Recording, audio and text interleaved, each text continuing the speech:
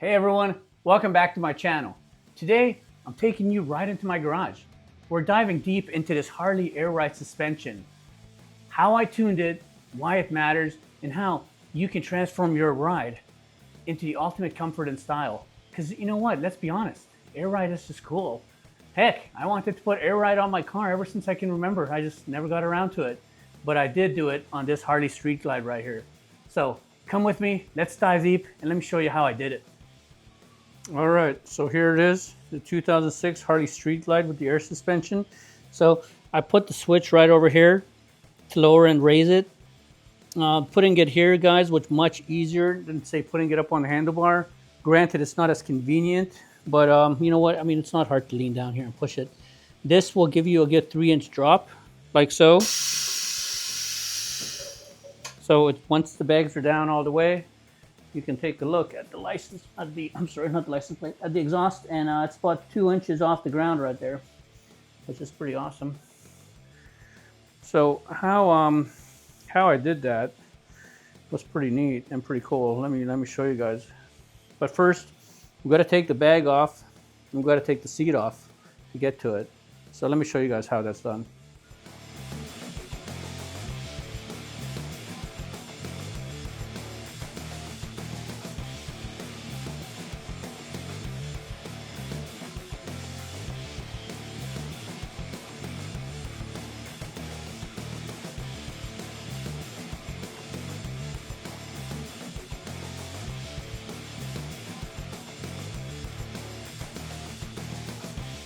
Well, here you go, here it is.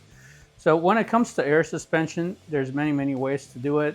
I know dirty air makes a nice set. It's a question of how much are you willing to pay. I got this pair on eBay and I did all the work myself. So, but you know what, let's start at the pump. So here's your pump. The pump is mounted directly onto the frame in the back, so it's hidden. The clearance, it's got a pretty good clearance. It's pretty far away from the brake. It's mounted with these C-clamps, right? So it's pretty solid. It's not going anywhere. Now you got your air hose right here. This air line goes all the way up here, all the way up over to this T. The other end of that T feeds this piston right here, right? So that's your piston. Now the other side comes over, and it comes over here to this other T. Now, before I go that way, let's go this way. So this one feeds your other piston right here. And it's the same exact setup as the other one. So back to this T now. The other end of this T comes over to your blow-off valve. Now here's your blow-off valve. And what this does is when given power, right here, when you flip it down, it engages this valve to open. When you open it, all the air comes out and escapes right here on this hole. Right? All that air just comes out right there on the hole. When you push it up, it applies voltage to the pump back there.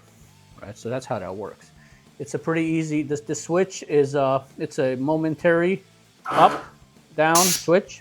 And here, you know what, I'm going to drop it for you guys all the way so you can see how it drops. So it drops quite a bit. And let me raise it for you guys now all the way.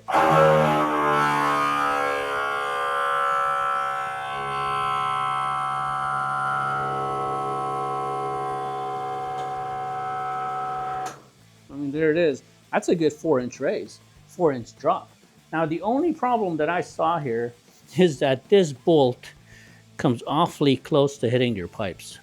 That's the only downside to all this. I mean, why else? I don't know. I mean, I can't imagine raising it any higher than this though. I mean, look, you're already so high you can get your hands back on here. You're super high. But it's definitely a 4-inch rise. I'm not sure what the brand of this is again.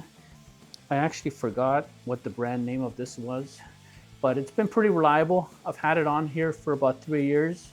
It's pretty solid. I did all the work myself.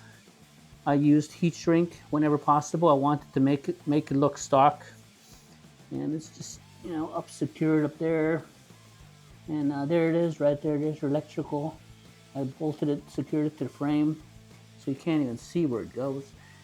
And here's the other two cables, which come over here, and over to your switch. And let's see, if I look inside here, the switch is way down there somewhere. Sorry guys, I can't show you the switch. Oh, there it is. So you see those 3 cables way back there? So that's your switch. All right, that's your switch. But that's it. So let me drop this thing for you guys one more time, so you guys can see just how much it drops.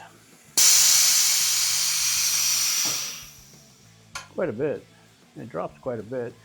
I know some guys are putting bigger lines on here. That way you get a lot more airflow. It rises faster, and it goes down faster. But I mean, you saw for yourselves, it goes up and down pretty fast. So that's the basics. That's how I did it. It was pretty easy. I did 1 piston at a time. So I put the bike on a lift. I did 1 piston at a time, and I did the other piston. I still have my old pistons. But that's it. I mean, it's a pretty good install. It's a pretty nice install. I think I bought this on eBay for less than 500 bucks. But it turned out pretty damn good. I know I can get an optional what do you call it? I was going to put a gauge over here, but I never did. I figure, you know what? I mean, I'm going to know where I'm going to ride it. You know, you're going to know where your sweet spot is. But that is it. It's this line right here. That's your positive, and then your negative is on the frame for the switch. That's it. Super easy, super clean. There you go.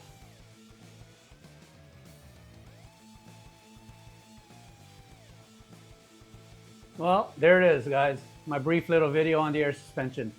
Thanks for watching. I hope you've enjoyed it. As always, please like and subscribe. See you in the next one.